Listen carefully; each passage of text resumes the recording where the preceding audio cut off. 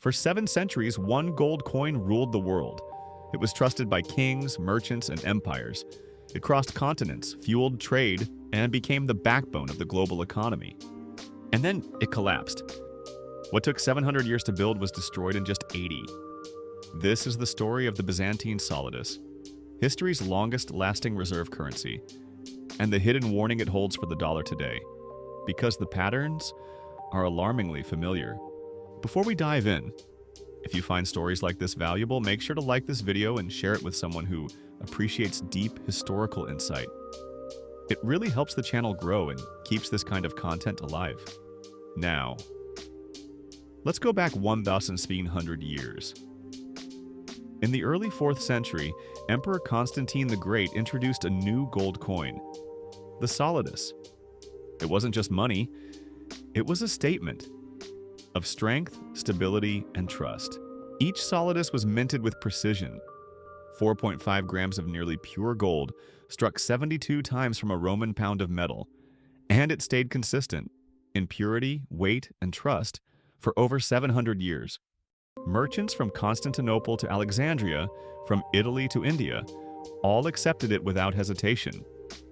It became the dollar of the Middle Ages, the coin everyone wanted, because it never lost value. Imagine that. 7 centuries where your money didn't depreciate. That's longer than the lifespan of most nations.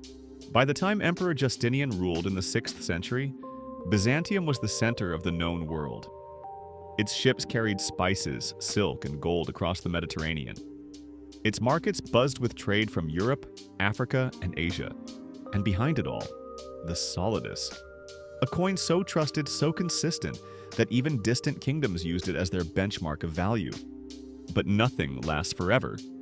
History's great currencies, like history's great empires, die not from one fatal blow, but from a slow decay that begins quietly, invisibly, and ends suddenly. In the 7th century, storms began to gather. Byzantium's borders were collapsing under pressure. The Persians invaded, the Arabs conquered Syria and Egypt, the Slavs flooded the Balkans, and Italy was falling to the Lombards. The empire lost 2/3 of its territory, including its richest provinces. Fewer provinces meant fewer taxes. Fewer taxes meant less gold for the treasury. And for an empire constantly at war, that was a death sentence. So, what do governments do when they can't afford their spending? They debase the currency. And that's where the solidus, the unbreakable coin of history, began its slow death. In the 1030s, Emperor Romanos Argyros began mixing other metals into the gold. It was subtle at first, barely noticeable. But once that door was opened, every emperor that followed pushed it wider. By 1042, under Constantine IX, gold purity dropped to 87%. By 1067, under Constantine X, it was down to 75%. And by 1081, barely 40 years later, the once pure solidus was only 30% gold. A currency that had held its value for 7 centuries lost 2/3 of its worth in one generation. Think about that. 700 years of global trust, erased in less than the lifespan of a single man. Merchants noticed. Traders stopped accepting Byzantine coins.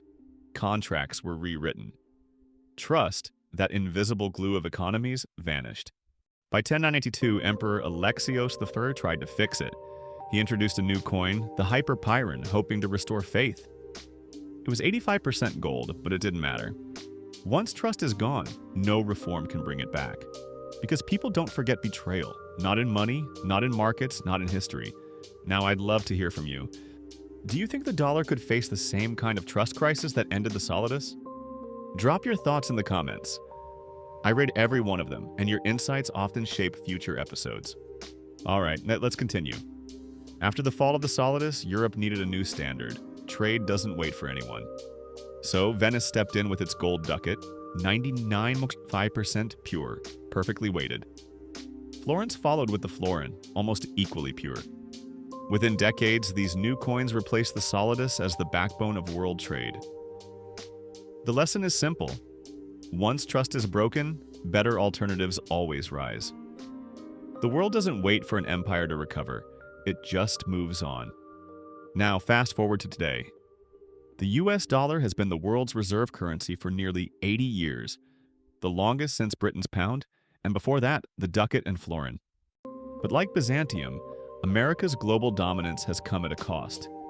Endless wars, massive deficits, and a steady erosion of manufacturing. The same symptoms that drained the Byzantine treasury 1,000 years ago. In 1971, the US ended the gold standard. That was 54 years ago, eerily close to the 80-year window that marked the Solidus' collapse after its first debasement. Since then, trillions of dollars have been printed. Inflation has become a silent tax, and foreign powers, get us from China to BRICS nations, are openly searching for alternatives. Sound familiar? Byzantium lost Egypt and Syria, its economic engines. The US has lost industrial capacity and trade balance. Byzantium debased its gold coins. The US debases its fiat through overprinting. Byzantium's rivals, Venice and Florence, created better money. Today's rivals, China and BRICS, are building new systems: digital currencies, gold-backed trade, and commodity-linked settlements. History doesn't repeat, but it rhymes perfectly. The collapse of the Solidus teaches 3 timeless lessons. First, reserve currencies collapse before empires do. The Byzantines lost their monetary credibility long before the Ottomans took their capital. When trust in money fades, decline becomes irreversible. Second, debasement is the quiet destroyer of nations.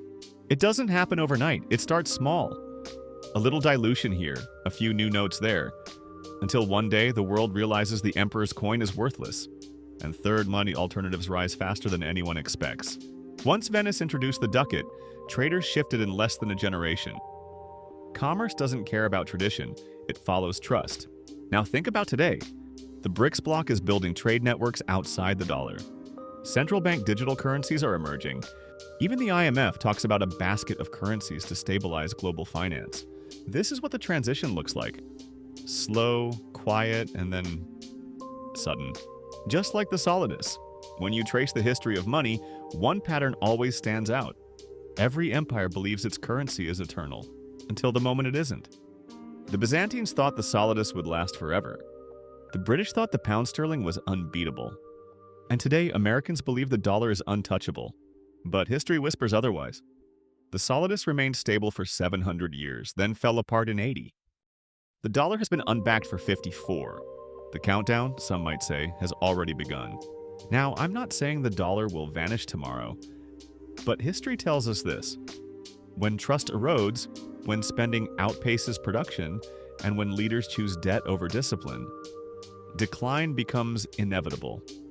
Empires don't fall because of enemies outside. They fall when they betray trust within.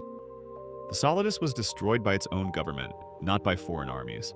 Its collapse began the day they chose short-term survival over long-term integrity. That's the warning. And it's not ancient history.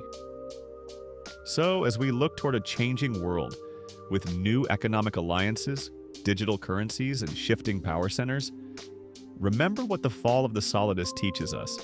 Trust is the world's most valuable currency. Once it's gone, no amount of gold can buy it back. If you found this story insightful, please hit like, subscribe, and ring the notification bell so you don't miss the next episode.